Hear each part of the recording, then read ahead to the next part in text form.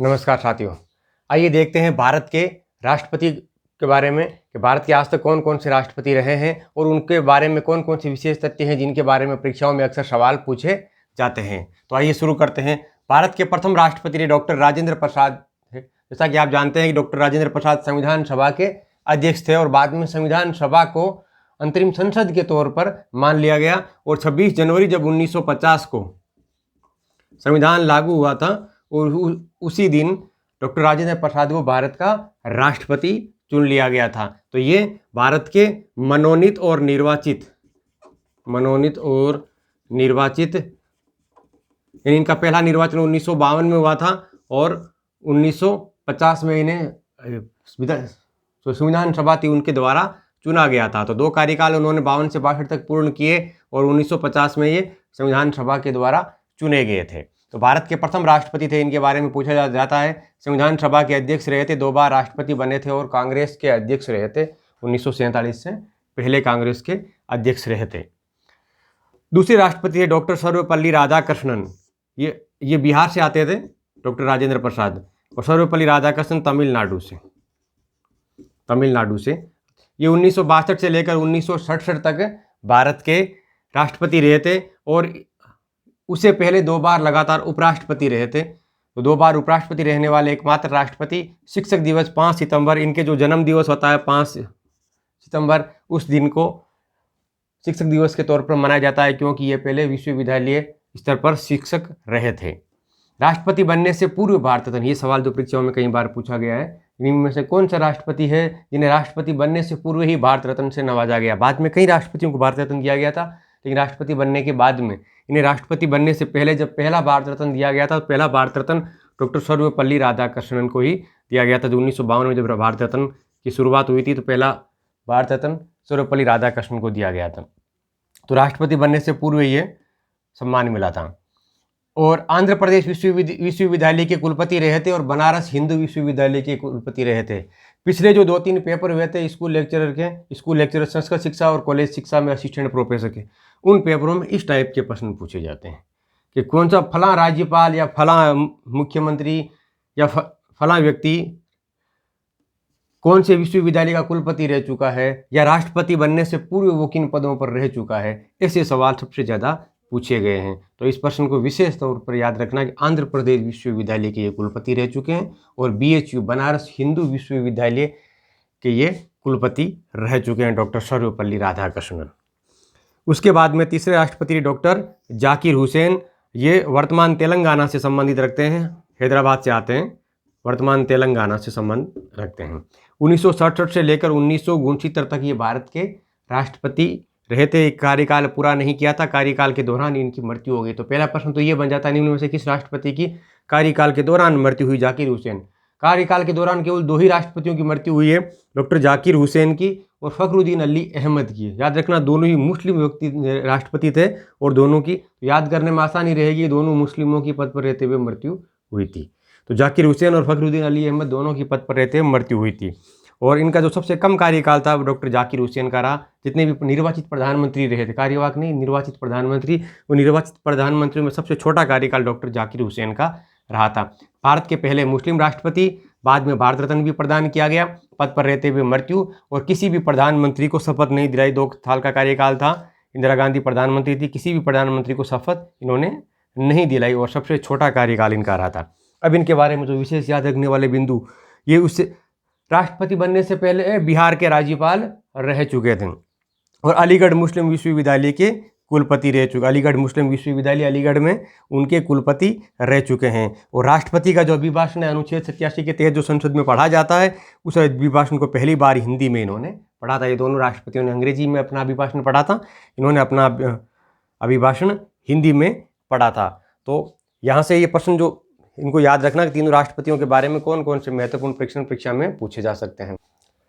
उसके बाद चौथे क्रम के ऊपर राष्ट्रपति रहे थे वी.वी. गिरी। ये ओडिशा से आते हैं, ओडिशा से। ये 1969 में कार्यवाहक राष्ट्रपति रहे थे, 3 मई 1969 से लेकर 20 जुलाई 1969 तक। और बाद में 1969 में ही 28 अगस्त 1969 से लेकर 20 अगस्त 74 तक राष्ट्रपति रहे थे। ये सबसे ज़्यादा जो सवाल कई बार यहाँ से पूछे जाते हैं, ये पहले कार्यवाहक राष्ट्रपति थे। राष्ट्रपति चुनने वाले पहले कार्यवाहक राष्ट्रपति, पद से त्यागपत्र देकर राष्ट्रपति का चुनाव लड़ा था। ये बीच में जो गैप आ रहा है कार्यवाहक और बनने के बीच में, पद से त्यागपत्र देकर राष्ट्रपति का, अमूमन जो उपराष्ट्रपति चुनाव लड़ते थे, भारत में अधिकांश उपराष्ट्रपति राष्ट्रपति बने, उपराष्ट्रपति राष्ट्रपति का चुनाव लड़ने के लिए त्यागपत्र कभी नहीं दिया। एकमात्र व्यक्ति था जिन्होंने राष्ट्रपति का चुनाव लड़ने के लिए उपराष्ट्रपति के पद से त्यागपत्र दिया था, और त्यागपत्र देने वाले प्रथम उपराष्ट्रपति। इनकी चुनाव के अंदर द्वितीय चक्र की मतगणना कराई पड़ी थी। नहीं, राष्ट्रपति के चुनाव में मतदान तब तक करवाते हैं जब तक किसी कैंडिडेट को 51% कोटा नहीं मिल जाता। तो एकल संक्रमणीय मत पद्धति के तहत द्वितीय चक्र की मतगणना करवाई थी, तब जाकर इन्हें 51% कोटा प्राप्त हुआ था। इन सबसे नज़दीकी अंतर से, सबसे कम अंतर से जीतने वाले राष्ट्रपति भी आप इनको कह सकते हैं कि सबसे कम अंतर से जीतने वाले राष्ट्रपति वी गिरी। ये ट्रेड यूनियन के अध्यक्ष रहे थे, जो लेबर यूनियन होती है उनके अध्यक्ष रहे थे। अंतरात्मा की आवाज़ पर मतदान के कारण इनका जो चुनाव है वो काफ़ी चर्चाओं में रहा था। अंतरात्मा की आवाज़ कैसे कि जो कांग्रेस की, जो मूल कांग्रेस थी सिंडिकेट, यानी 1969 का वो दौर था जब कांग्रेस जो प्रधानमंत्री थी इंदिरा गांधी का अपने मूल संगठन से लड़ाई चल रही थी। तो मूल संगठन ने जो सिंडिकेट कहलाता था, उसी सिंडिकेट ने नीलम संजीव रेड्डी को अपना प्रधानमंत्री पद का प्रत्याशी बनाया था। नीलम संजीव रेड्डी जो बाद में प्रधानमंत्री राष्ट्रपति भी बने थे। नीलम संजीव रेड्डी जो पूरे लोकसभा के अध्यक्ष रह चुके थे, कांग्रेस के अध्यक्ष रह चुके थे, इनको सिंडिकेट ने अपना प्रत्याशी बनाया था, कांग्रेस का प्रत्याशी बनाया था, और इंदिरा गांधी ने अपने ही प्रत्याशी के खिलाफ वी गिरी को उतारा था। कांग्रेस के प्रत्याशी के खिलाफ ही वी गिरी को उतारा था। और बाद में जितने भी एमएलए और एमपीज थे उनसे अपील की कि आपको अपने अंतरात्मा की आवाज़ पर वोट करना है, यानी कांग्रेस के ही प्रत्याशियों से ही वोट लेने थे। तो कांग्रेस के प्रत्याशियों को क्या आप कांग्रेस के घोषित प्रत्याशी को वोट देंगे या मेरे द्वारा खड़े निर्दलीय प्रत्याशी को वोट देंगे? तो आपको अंतरात्मा की आवाज़ पर वोट करना है। और बाद में इंदिरा गांधी के आह्वान पर अधिकांश एमएलए और एमपीज ने इनको नीलम संजीव रेड्डी की जगह वी गिरी को वोट किया और वी गिरी चुनाव जीते। ये नीलम संजीव रेड्डी चुनाव हारे। नीलम संजीव रेड्डी बाद में भारत के राष्ट्रपति बने थे। तो ये चुनाव हारकर एक बार राष्ट्रपति का चुनाव हारकर बाद में राष्ट्रपति का चुनाव जीतने वाले एकमात्र व्यक्ति नीलम संजीव रेड्डी थे। तो ये अंतरात्मा की आवाज़ के कारण ये चुनाव चर्चा में रहा। उसके बाद में मोहम्मद हिदायतुल्लाह, ये भी 1969 में कार्यवाहक राष्ट्रपति रहे थे। कार्यवाहक कब रहे थे? जब नीलम संजीव उपराष्ट्रपति थे। उपराष्ट्रपति पद के दौरान इन्होंने कार्यवाहक के तौर पर काम किया था 20 जुलाई तक, और 20 जुलाई को इन्होंने पद से इस्तीफा दे दिया। तो इनका कार्यकाल शुरू हो जाता है 20 जुलाई 1969 को। और बाद में ये वापस राष्ट्रपति बनते हैं चुनाव जीतकर 20 अगस्त को। तो ये 20 अगस्त को इनका कार्यकाल समाप्त हो जाता है। इस 20 के कार्यकाल में, क्योंकि उस समय ये उपराष्ट्रपति थे, उपराष्ट्रपति पद से इन्होंने इस्तीफा दे दिया। राष्ट्रपति राष्ट्रपति का पद पहले ही खाली था।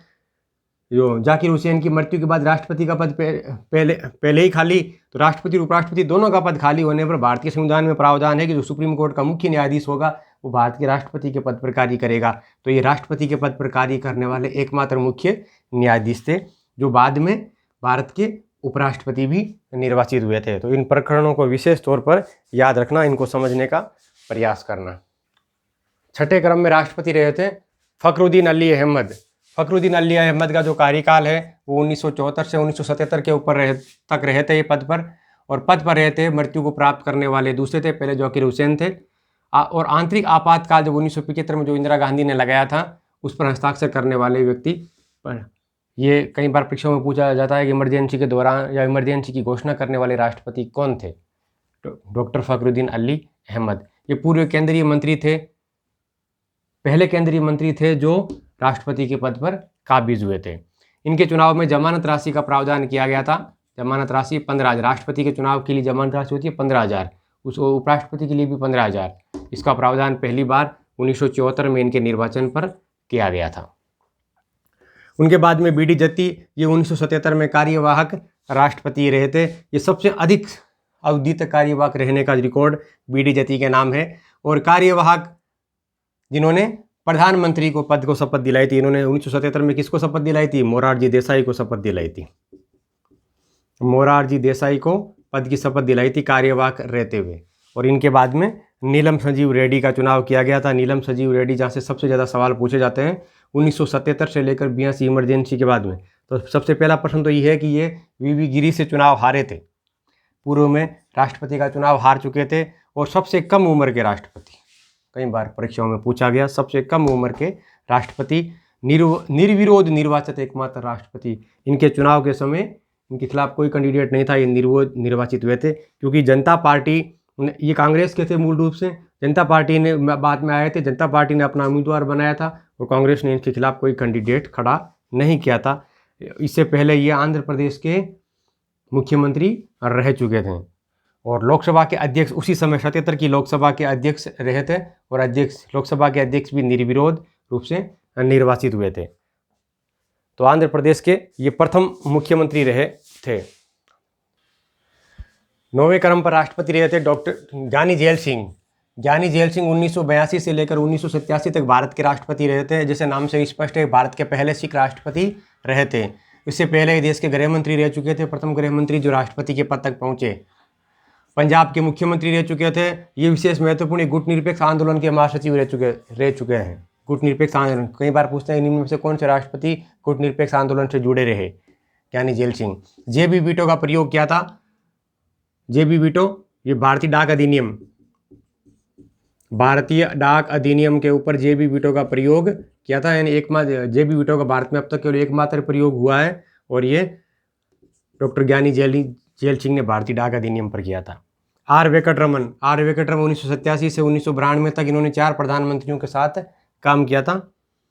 पहले ये सबसे वयोवृद्ध राष्ट्रपति थे, जो सबसे अधिक उम्र में बनने वाले राष्ट्रपति थे, लेकिन बाद में प्रणब मुखर्जी थे जो इनसे अधिक उम्र के अंदर राष्ट्रपति बने थे। तो यहाँ ये गलती मत कर देना कि सबसे अधिक उम्र में भारत के राष्ट्रपति कौन बने, प्रणब मुखर्जी है, आर वेंकटरमन नहीं है।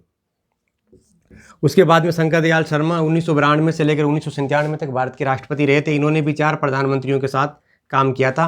प्रथम वरीयता में सबसे कम अंतराल से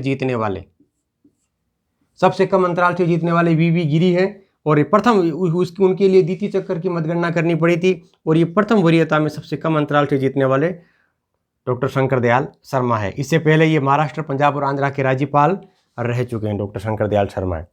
डॉक्टर KR नारायण कोचेरिल रमन नारायण 1997 से लेकर 2002 तक भारत के राष्ट्रपति रहे थे। पहले दलित राष्ट्रपति जो इस पद तक पहुंचे। सर्वाधिक मतों के अंतर से जीतने वाले, विशेष महत्वपूर्ण, सर्वाधिक अंतर से जीतने वाले राष्ट्रपति।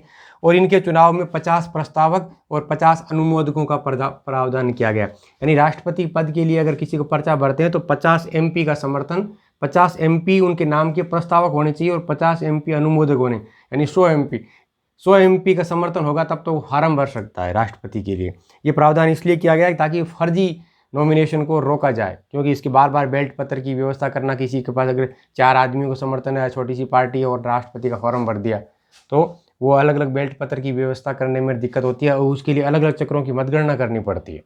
तो उससे बचने के लिए 50 अनुमोदक और 50 प्रस्तावकों का प्रावधान किया गया था पहली बार।